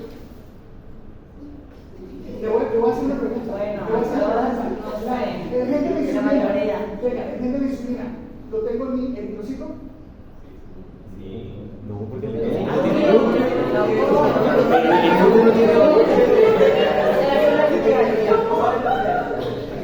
Por eso no están todas las células sociales. Si yo le hubiera dicho microblastio, porque todavía no, ¿vale? Ojo con eso, ojo con eso. Yo no tengo mi cerebro en insulina, sí, pero está apagado. Apagado. Por eso la definición de gen es una estructura, es una secuencia de nucleótidos que está conformada por promotores, zonas de influencia de determinación y que tiene la capacidad de codificar. Porque si está apagado, deja de ser gen. No. ¿Sí? No. Entonces, ¿cómo es que es su nombre? Sebastián. Entonces, Sebastián, El problema es que ustedes me están interpretando mal el tema de los alelos. ¿Sí? Para un gen, ¿cuántos alelos tengo yo en una persona? Dos. Por eso Dos quiero, de por mamá eso y que papá. dos alelos. O sea, un alelo de mamá y un alelo de papá. ¿Sí? ¿Pudiera tener tres? ¿En qué? En una disomía de síndrome de Down. ¿Sí? Ok. Quiere decir que por cada gen yo voy a tener dos alelos. Si yo digo, ¿cuántos alelos de este gen hay en la población? ¿Cuántos alelos tienen? Infinitos, todos los que se descubran y que se vayan descubriendo. O sea, todas las variantes que podamos conseguir. ¿Bien? Por eso es importante entender que cuando yo estoy hablando de cigotos compuestos, estoy hablando específicamente en un gen, uno solo, que tiene dos alelos. El alelo de mamá y el alelo de papá. ¿Sí? Por eso un cis no estaría dañado. Porque tengo un alelo bien. ¿Mm? Aquí tendría los 2 daños, pero ese está bueno. Ah, entonces. ¿Sí? ¿Sí me entienden? O sea, cuando hablamos Claro, está de... bien. Cromosoma paterno, cromosoma materno. ¿Sí? O sea, cuando hablamos de cis es que uno de los alelos, ya sea el materno o el paterno, tiene los 2 daños. Solo uno. Sí. Cuando hablamos en cis, es que está en la misma cadena. En el mismo En el cromosoma. El mismo mismo cromosoma. alelo tiene los 2 daños. Tanto... Tenías tanto y al eso cabo y de eso. eso. O sea, está más... Influencia, pero... Sí, eso pasa a veces.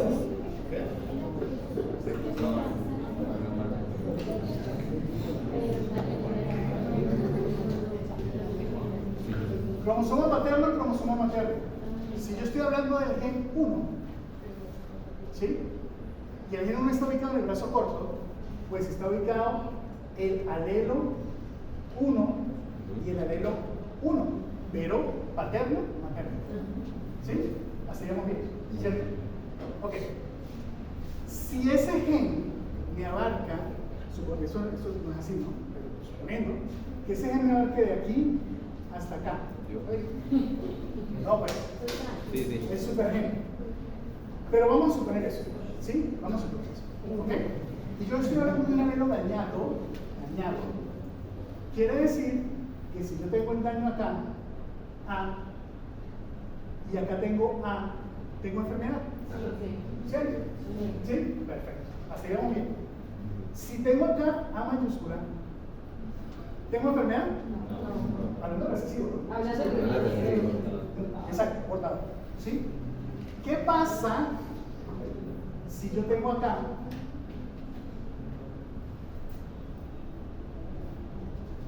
A y aquí tengo C? O sea, un daño. Pero Puedo tener variabilidades. Enfermo con una una variación. enfermedad Pero está enfermo.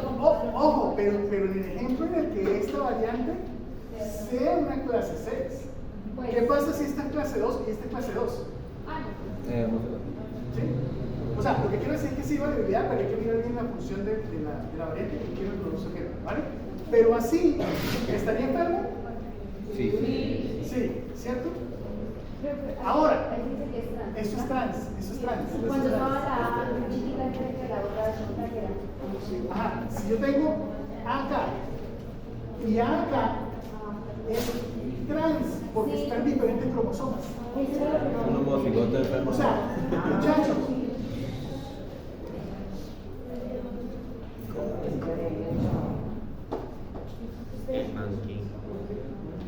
de aquí hasta acá.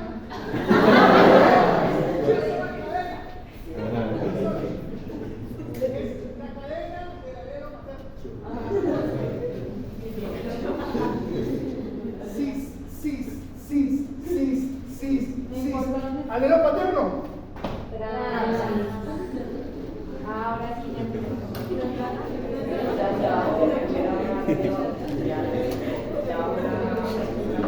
Vamos a eso. Si a mí me llega la prueba molecular y me dice, mire, encontramos dos variantes en el gen tal, ¿sí? Esas dos variantes están una en la posición 50 y la otra en la posición 500. ¿Cómo sabe usted si está en cis o en trans? ¿Sí? Ahorita miramos eso. Si está en cis, y este estaría así. ¿Sí me entienden? Si está en cis, está en la misma cadena las dos variantes que dañan el alelo, pero el otro está divino, perfecto, funciona, produce proteína. No estoy enfermo, soy portador. Soy doble portador. Sí, son los que van a llevar a ¿Qué es animales. mamá? Porque- Salado, pero tiene uno bueno. Tiene uno bueno. Cualquiera de ustedes puede ser cis, ¿sí? Pero ahí no se tiene el segundo compuesto. O sea, ahí se le dice el segundo compuesto. Entonces, la única forma de que usted hable de heterocigoto compuesto es que la tenga en trans. ¿Sí? Usted si la tiene que así, usted ahí está diciendo que es un doble portador, o sea, es un doble heterocigoto, porque tengo es un doble heterocigoto, ¿sí? Pero es portador, porque el otro alelo está súper bien. Entonces no tengo enfermedad. Perfecto, ¿sí? Ahora, a usted le llega la prueba molecular y le dicen, mire, encontramos esta variante. Eso está escrito, ¿no? Encontramos esta variante. Y encontramos esta variante. ¿Cómo saben que está el cis o el trans? No lo saben. ¿Qué tienen que hacer? Agarra las variantes y se las hace a papá y a mamá. ¿Qué tiene que salir? Para que estén en heterocigosis compuesta, tiene que ser que a papá le salga esta y a mamá le salga esta. Pero tiene que mandarse las dos variantes a cada uno, porque si no, no va a ser así. ¿Sí? Así es como- ¿Qué hago de eso? Pero para que vean, Todo lo que le acabo de decir era para decirle a los siguientes. Todo eso era para poderles decir que Mendel nos dio una nomenclatura, ¿verdad? Que la gente tiene problemas cuando interpreta la notación de cruzamiento. ¿Por qué? Porque Mendel nos dijo esto.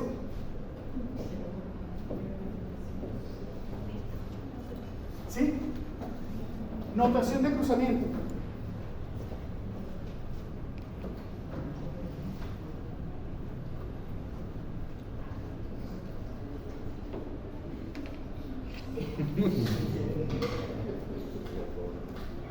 Acá.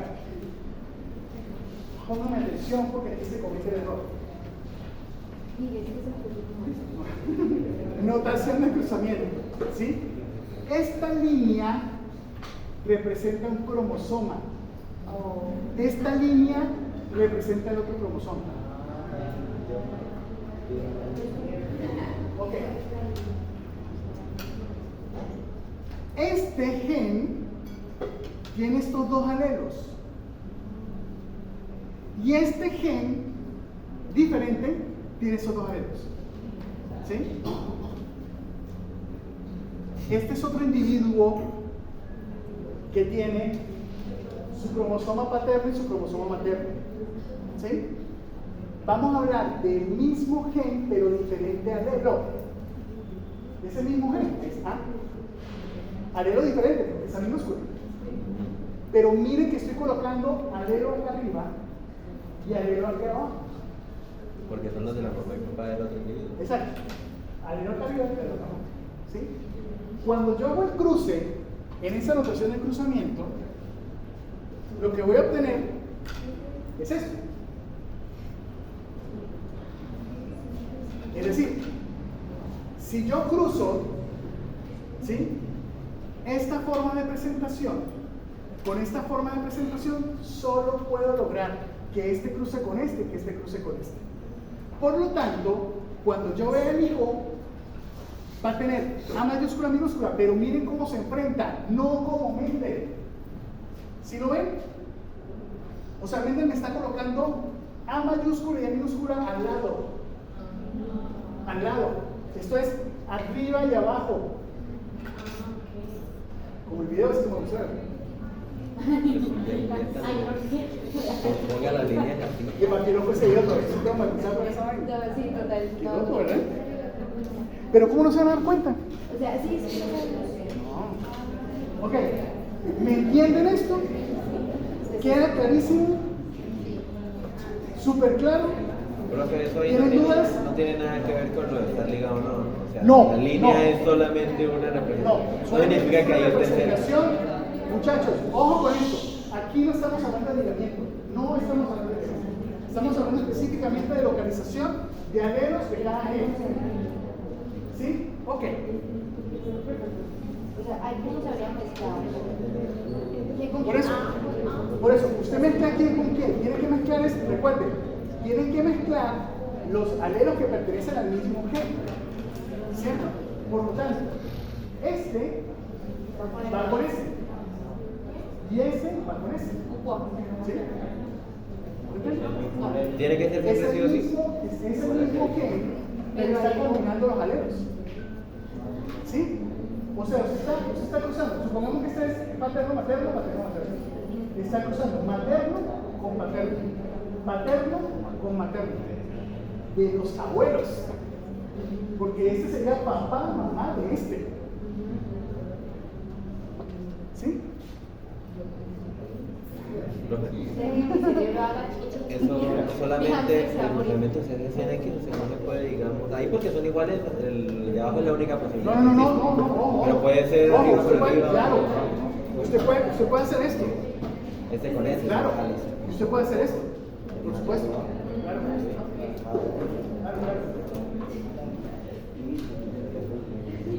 Claro. Ok. Muy bien. Ok. Muchachos, me quedan 14 minutos. Vamos a aprovechar esto al máximo. Vamos a simplificar ahora esa ecuación. Para simplificarla, porque era muy mamón Dibujar dos dejar dos líneas todo el tiempo, entonces se simplificó. ¿Cómo se simplificó? Dejando una línea. Asumiendo que usted sabe que ahí hay dos cromosomas. ¿Sí? ¿Sí? Ok. Entonces simplificamos una línea. ¿Por qué eso es importante? Porque cuando usted escribe en un artículo científico o cuando se escribe en un artículo, en un libro de texto, no se la van a poner así. Se la van a poner así. Y este slash representa la versión simplificada, esta que representa que tiene dos cromosomas, uno materno y uno paterno. Pero se simplificó esta y termina siendo un slash. ¿Sí? No. Se puede colocar materno, materno, materno, materno. ¿Sí? Pero el rollo está en esto. Mendel nos pone A y al lado A. Usted está viendo aquí A y al lado B. Pilas. No son alelos diferentes, son genes diferentes. Esta A mayúscula y esta minúscula son los dos alelos del mismo gen. Y esta B mayúscula, B minúscula son los dos alelos del mismo gen. B.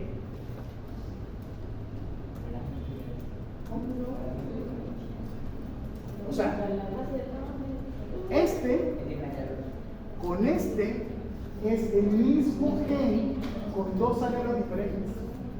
Este con este, o sea, B mayúscula, B minúscula, es el mismo gen con dos alelos diferentes. ¿Sí?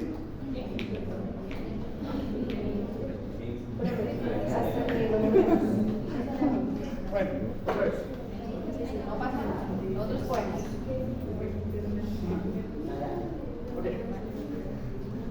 Esta representación que se llama notación de cruzamiento, ¿sí? Va a tener dos cromosomas. ¿Por qué? Porque tenemos el materno y el paterno, a menos que seamos DAP. Mientras tanto, somos dos. ¿Sí? El gen del color del cabello, que es el peor ejemplo que puede existir en la vida, porque no existe el gen del color del cabello porque es multigénico, pero es el más fácil de entender. El gen del color del cabello tiene A mayúscula, mayúscula. Y el gen del pulgar corto tiene B minúscula, B minúscula. Perdón, B mayúscula, B mayúscula. Si ven que son dos genes diferentes, ¿sí? Los alelos son de este gen que es el color del ojo. Y este es el tamaño del pulgar. Si me voy acá, ¿este gen cuál será? El del color del cabello o ojos. Es lo mismo. Okay. ¿Y este de acá? El del dedo. Pero miren que son alelos diferentes a estos alelos. Perfecto. Vamos bien. Vamos bien. ¿Cómo se llaman puros? Sí, estamos exactamente. Estas son líneas puras. Porque tiene.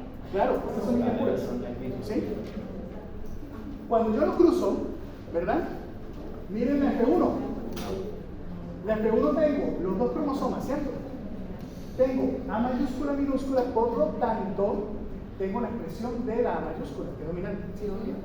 Y para el otro gen, B mayúscula, B minúscula. O sea que es mente, ¿cierto? Sí. Es un mente. Ok. Muy bien. Simplificamos. Decimos, ¿para qué necesito dos líneas? Si ya expliqué que las dos líneas eran dos cromosomas. Por lo tanto, me doy la libertad de simplificar. Y por lo tanto, dejo una sola línea. Asumiendo que ustedes ya saben que detrás de esta sola línea hay dos cromosomas. ¿Sí? Para poder escribirlo en un artículo científico de esta manera. ¿Sí? Porque en un artículo científico usted no lo va a escribir así. Usted lo va a escribir así. ¿Sí? Exactamente. ¿Sí?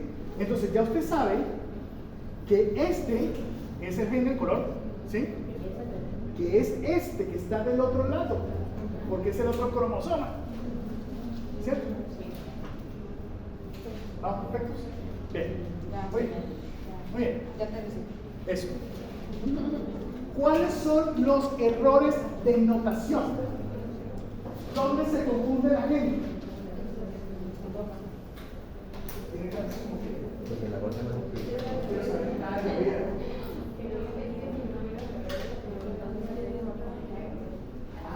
Claro, ¿cómo? Para que lo practique. Pongo un taller de algo. Eso es como matemática. Bueno, error de notación. Sí. ¿Ven que hay un error de notación ahí? No puede ser, porque aquí se supone que es el mismo gen. Usted está aquí, está colocando un gen aquí arriba, un alelo de un gen y un alelo de otro gen aquí. Está mal. Eso es un signo mal. Ese está mal. ¿Sí? Y este Está mal también. está mal. Exacto. Entonces, por favor, mucho cuidado, sobre todo en el parcial, con el error de notación. Miren bien que no vayan a tener este tipo de errores. ¿Sí? Porque si cometen esos errores, no pueden calcular las frecuencias fenotípicas. No hay forma de hacerlo. ¿Bien? O sea que eso está mal. Y eso está mal. ¿Bien? Muy bien. Me quedan 7 minutos para hablarles de segregación independiente. Ahora eso La primera ley.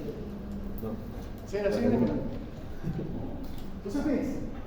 Tenemos líneas puras, ¿cierto? Sí. Vamos bien. Líneas puras. Ok.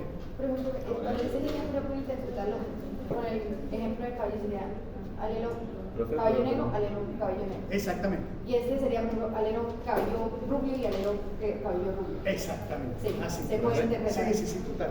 Bueno, volver un momentico al anterior lo que Son dos alelos diferentes. Ok. Miren lo que pasó acá. ¿Sí? Cuando yo hablo de segregación independiente, si estoy mirando dos características, ¿ok? Entonces yo comienzo a pensar que en principio, cuando yo saco la F1 me tiene que dar así. Eso es la F1. Sí. Perfecto. Hasta aquí todo vamos sin problema. Bien. Si yo cruzo este F1 entre sí, ¿qué se supone que me tiene que dar? Mi proporción. 9,331, o sea, me tiene que dar esto. ¿Sí? Perfecto. Hasta ahí vamos bien. ¿Ok? Ahora miremos qué ocurre con el ligamiento completo. ¿Qué significa ligamiento completo? Que se va uno, se va el otro. Que pasan en bloque, ¿cierto? Sí. Tienen que pasar en bloque. Todos para uno y uno para el otro. Ojo, que la distancia entre esto y esto es tan chiquita que no lo puedo recombinar. Tengo que pasarlo en bloque, ¿sí? Y al pasarlo en bloque, lo que voy a obtener, pues va a ser eso, ¿cierto? A mayúscula, B mayúscula, A minúscula, B minúscula, porque han pasado en bloque. ¿Bien? Entonces, si yo hablo de eso, ¿verdad?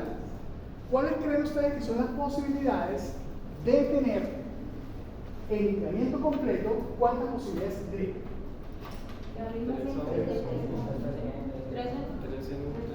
Esta sería ¿De ser qué cosa?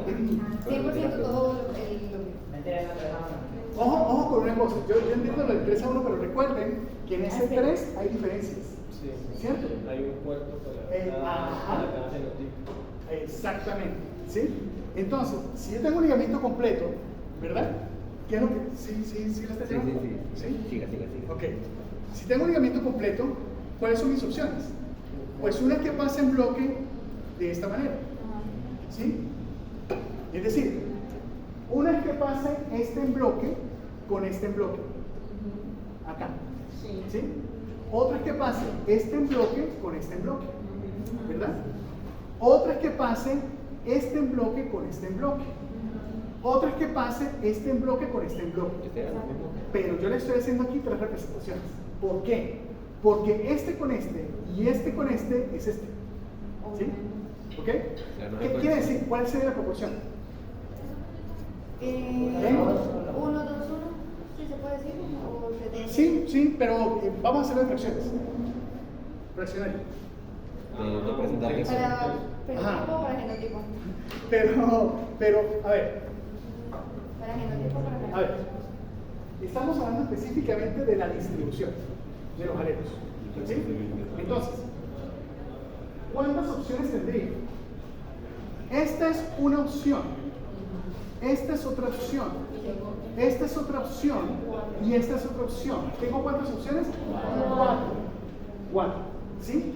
Si esta opción solo es esta con esta, eso es ¿un qué? Cuarto. ¿Sí? Ah, entonces sería un cuarto. Dos Dos cuartos. cuartos. Siempre que será O sea, lo que pasa es que se lo estoy representando una sola vez. ¿Sí? Por lo tanto, es un cuarto, un medio y un cuarto. Pero algo que acá no sé por qué me cansa. Porque yo puedo decir que puedo mezclar arriba con arriba, entonces se supone que. Es ligamiento completo. Ojo, ligamiento completo, pero ojo, no están ligados entre los cromosomas. Están ligados entre neutros, en bloques. Claro. Si usted tiene espermatozoides y óvulos, ¿sí? Acá los espermatozoides, usted puede tener un espermatozoide con este y un espermatozoide con este. ¿Sí? Aquí puede tener un óvulo con este y un óvulo con este. ¿Bien? Si yo lo tengo de esa manera, yo puedo perfectamente hacer estos cruces. Puedo cruzar este con este. ¿Sí? Pero puedo cruzar este con este. Y puedo cruzar este espermatozoide con este óvulo. ¿Sí? Esa es una forma de cruzar. Por eso el ligamiento no está entre los dos cromosomas, está el bloque así. ¿Sí? Y el recombinamiento expresado en el ligamiento sería como cambiar de lugar esas veces. Por ejemplo, que la vez pase abajo, va mayúscula por la Exactamente. en Exactamente. cuando- Ojo, porque esa pregunta es muy importante. Lo que ustedes están viendo acá que es completo. O sea que pasan en bloque. O sea que aquí no hay un espacio para hacer recombinación. No hay recombinación. Pasa en bloque. ¿Listo? Pasa en bloque. Ok. En este minuto que me queda, voy a dejarles esta diapositiva que la vamos a terminar el día viernes. ¿Sí? De todos modos, tranquilos, ya estamos pasando hacia las fases importantes acá. En Moodle les voy a montar unas cosas que son importantes para que les vayan mirando, porque el viernes lo vamos a hablar. ¿Sí? Creo que ustedes, igual ya lo han visto, la unión de Holiday, la resolución de Holiday, ¿eso les suena? No. Vean los videos. Ok, vean los videos que les voy a montar Y el viernes igual lo vamos a charlar aquí para seguir con esta parte. ¿Listo? Listo. Ok. Preguntas en este momento, aunque no sea la pregunta de ¿qué es un qué? ¿Todo ha quedado más o menos claro? Ok. La presentación la van a tener montada también en Moodle, ¿sí? Y van a tener montada información para que podamos revisar. ¿Vale? Y nos vemos el viernes. El viernes es 8 de la mañana. 8 de la mañana. Profe, ¿ya no volvemos a tener clase con la otra profe? ¿Ya no volvemos a tener clase con la otra?